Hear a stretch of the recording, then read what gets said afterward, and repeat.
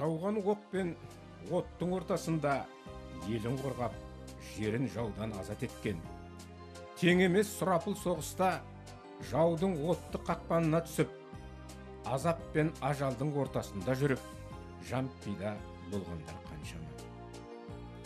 40 жыл қырғын болса да ажалсыз өлмейді дегендей, тірі қалып, жеңіске үлес қосқан аталарымыз қаншама.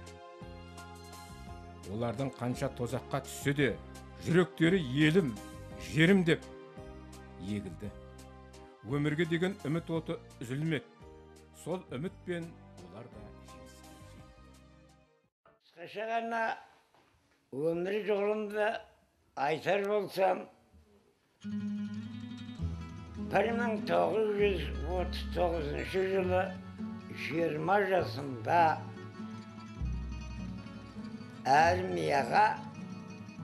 армия қатарына шақырылудан басталады. Армия қатарында жүріп, жауынгерлік істерді үйреніп жүргенімізде соғыс басталды. Сол соғысың аяғы осы мына Харьков төңірегінде 1942 жылдың январында 41 жылы басталған болса, июнь айында сол 41 жылдың шілде айының басынан бастап біздерді соғысқа аттандырды.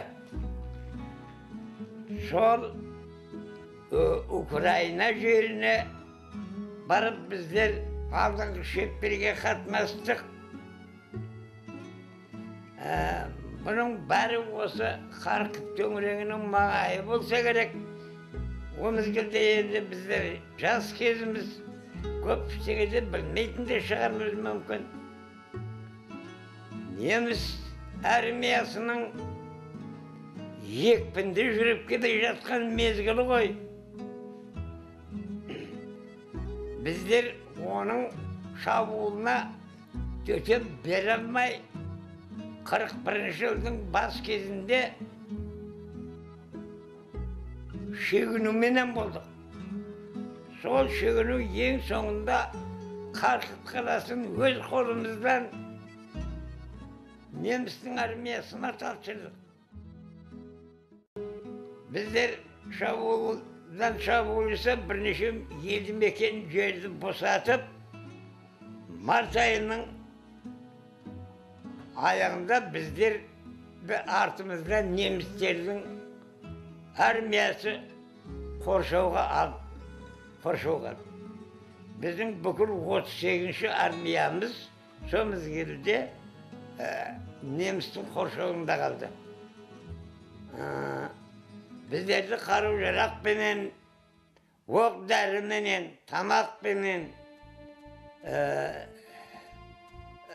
жалғап тұрған кейіндегі тыйылымыз артта қалып, ол тыйылды немістер үзіп тастады. Үзіп тастағаннан кейін біздер қоршауда қалдық. Содан 1 апрельден бастап 42 жылдың. Сол апрельдің аяғына дейін біздер қолымыздағы бар қару-жарағымызбенен қоршаудан шығамыз деген әрекет жасадық, бірақ ол әрекетіміз іске асқан жоқ, біз қоршаудан шыға алмай қалдық. Ал содан енді қару-жарақ таусылды, оқ-дәрі таусылды, бірнеше танкілеріміз бәрі үлестің арасында тоқтап тұр, бензин жоқ, жауынгерге тамақ жоқ, оқ-дәрі жоқ. Сонымен бір ай біздер аш болдық. 20 май айының 25-іне дейін біз ашаршылыққа ұшырадық. Неге десең, кейіннен тамақ келмейді, жоқ. Содан нағылдық. Содан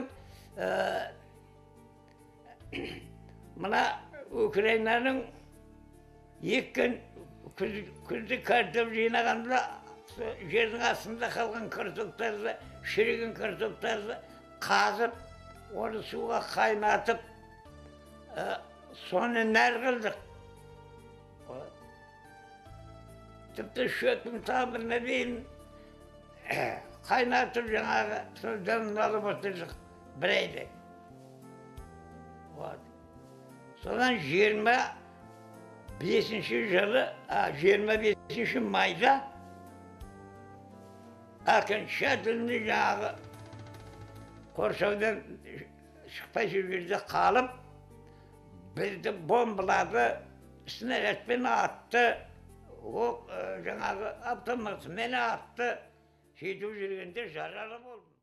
Отан соғысы кеңес әскерлерінің жеңісімен аяқталған соң, басқа тұтқындарменен бірге жау шеңгелден босанып шығып, 1945 жылы Кишинев қаласында тексеру тергеу сүзгісінен өтіп, Тәжікстандағы шахтада бір жыл жұмыс жасаған. Ақырында Есбол қарт армандағандай соғыста бітіп, аман-есен елге келіп, тума туыстарымен қауышты.